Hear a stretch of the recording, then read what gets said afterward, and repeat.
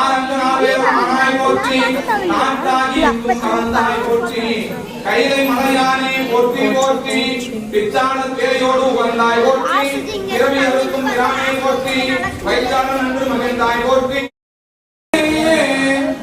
ஆலிலையும் பெருமான் அவை அட்டி தரப்பணியே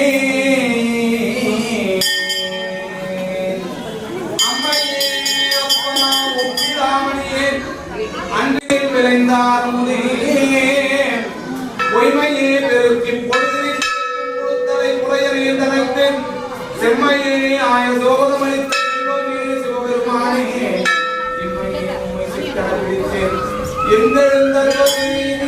அன்னமாய் பூந்து பறந்து அயந்தேட அங்கனே பெரிய நீ சிறிய எண்ணெயால் திரும்பி என் மனம் பூந்த இருக்கு என்று நான் மறைக்கேன் முன்னமான் அறியா ஒருவனாம் இருவாம் முக்கனான் நாற்பெரும் கடந்தோள் கண்ணலே தேதி அமுதமே கங்கை கொண்டத்தோடு தரத்தானே என்று மனத்தோர் பூமிகள் மீ அடியான் விரைந்து உம்மின் கொண்டும் கொடுத்தும் உடகடை அதற்கு ஆட்சையின் குழாம்பு வந்த அண்டம் கடந்த பொருள் அளவென்றதோர் ஆனந்த வெள்ளம் பொருள் பண்டும் என்றும் என்றும் உள்ள பொருள் என்றே பல்லாண்டு கூறுதுமே இரவாத இன்ப அன்பு வேண்டி பின் வேண்டுகின்றார் பிறவாமை வேண்டும் மீண்டும் பிறப்பு உண்டே உனை என்றும் மறவாமை வேண்டும் இன்னும் வேண்டும் நான் மகிழ்ந்து பாடி அறவான் யாரும் போதும் அடியேற்கு இருக்க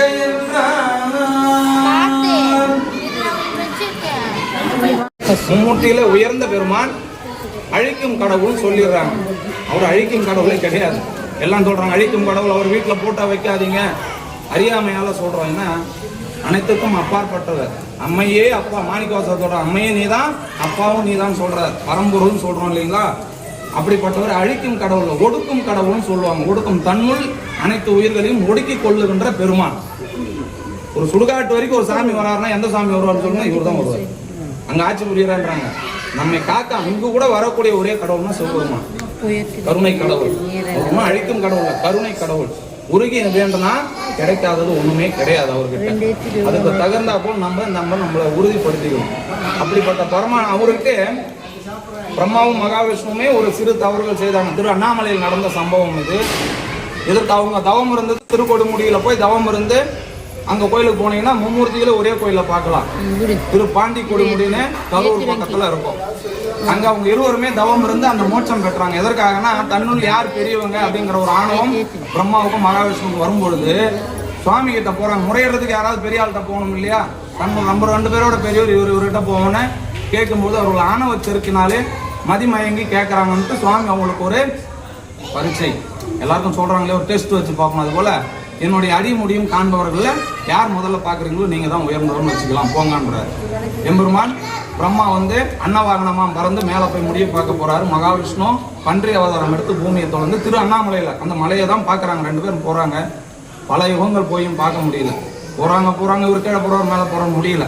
மகாவிஷ்ணு தன்னுடைய தவறு நமக்கும் உயர்ந்தவர் சிவபெருமான்னு சொல்லி அவர் எம்பெருமான் திருவடியில சரணாகதி அடைஞ்சு வந்துடுறாரு. இவர் போறார். இவர் போகும் பொழுது சுவாமியோட திருமுடியில தாழம் கீழே விழுது. அது பூமியை நோக்கி வருது. பல யுகமா அதுவும் கீழே டிராவல் பண்ணிட்டு வந்துட்டு இருக்காங்க. அப்போ அவர் கேட்கிறாரு, பிரம்மா கேட்கும்போது நான் இந்த மாதிரி வந்துட்டு இருக்கேங்க, நானே இன்னும் பல யுகமா வந்து சேரலான்னும் போது அவருக்கு புரியுது. ஆனாலும் சரி நம்ம ஒருத்தர் உதவி கேட்பேன்னு ஒரு தாழ்ம்புவ பொய் உரை நான் மேல இருந்து தான் பார்த்துட்டு வந்துட்டேன்னு சொல்லுன்னு சுவாமி கிட்ட சொல்லும் பொழுது அனைத்தும் உணர்ந்தவர் இல்லையா, யார் என்ன சொன்னாலும் பின்னாடி பேச முன்னாடி பேச எல்லாமே அவருக்கு தெரியும், மறைத்து பேச முடியாது. செய்தது அவர் பிரம்மா ஒத்துக்காத போனது அவருக்கு சாபம் கொடுக்குறாரு. அங்கதான் பொய் உரைத்ததால உங்களுக்கு தனி ஆலயம் எங்கும் அமையக்கூடாதுன்னு அவருக்கு ஒரு சாபம் கொடுத்து ஆட்கொள்றாரு. அதன் பிறகுதான் அவர் தவம் இருக்கிறார். எப்ப நான் சொன்னேங்க திரு பாண்டி கொடுமுடியில பிரம்மாவுக்கு அங்க போனா அவருக்கு தனியா மரத்தின் கீழே அவருக்கு ஒரு சன்னதியா இருக்கும், போய் பார்க்கலாங்க. அங்க மகாவிஷ்ணுவும் பக்கத்துல அவரும் தவம் இருந்து முக்தி பெற்றார். அவங்கள சாப மோட்சனம் பெற்ற ஸ்தலம். எதற்காக சொல்றேன்னா ஆணவச்சருக்கு இறைவனிடத்தில் எங்கேயுமே இருக்கக்கூடாது. இறைவனிடத்திலே நம்ம அடிபடணும். அப்படி கருணை கடலான இறைவ பெருமான் அனைவருக்குமே நமக்கு பசியின்றி வாழணுங்கிறதுக்காக நமக்கு உணவு படைக்கிறார். சுவாமி 3 வேளையும் நம்ம சாப்பிட்டுட்டு இருக்கோம். நல்ல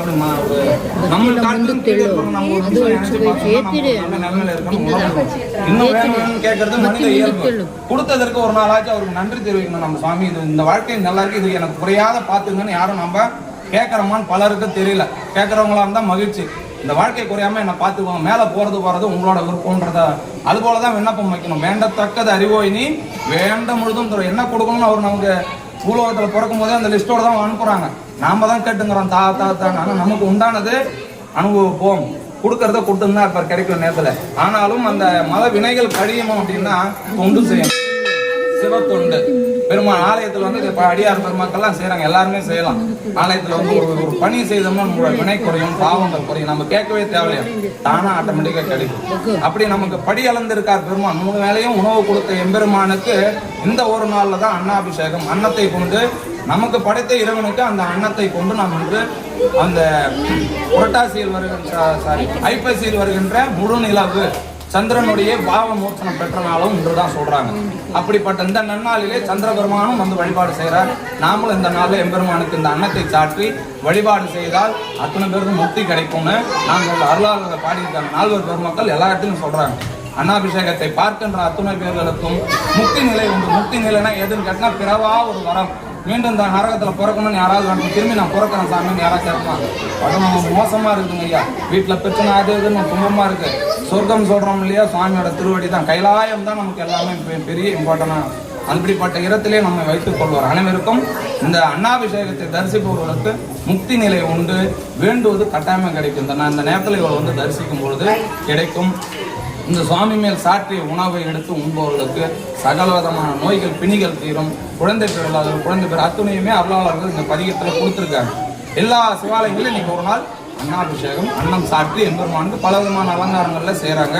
இங்கே நம்ம அடியார்கள் முடிந்த அளவுக்கு கொடுத்து எல்லாம் செய்யறாங்க. பொருள் உதவி அப்படிங்கிறது அனைவருமே செய்யலாம். ஏன்னா நம்ம ஆலயத்தில் இருக்க பல இடங்களை போய் வேடிக்கை பார்த்து நமக்கு வந்து ஒரு வேலை செய்யக்கூடிய ஒரு வாய்ப்பு கிடைச்சிருக்கு. அப்படி நம்ம இங்க இறைவனுக்கு அன்னத்தை சாற்றி வழிபாடு. இதன் பிறகு ஒரு அரை மணி நேரம் அன்னத்துல இருப்பாரு. அதன் பிறகு எடுத்துட்டு திரும்ப நார்மலான அதோடு தான் நம்ம அந்த ஒரு வழிபாடு வந்து முடிவு எங்கன்னு கேட்டீங்கன்னா அன்னத்தை பிரித்து பிரசாதம் வாங்கி போட்டு திரும்ப அதன் பிறகு அவருக்கு சிறிதான ஒரு சின்ன அபிஷேகம். பழைய நிலைமைக்கு அவர் எப்படி இருந்தாரோ அதே நிலைமைக்கு ஒரு அலங்காரம் செய்து தீவாங்க. அதோடு தான் பூசை நிறைவு பெறும். சரிங்களா?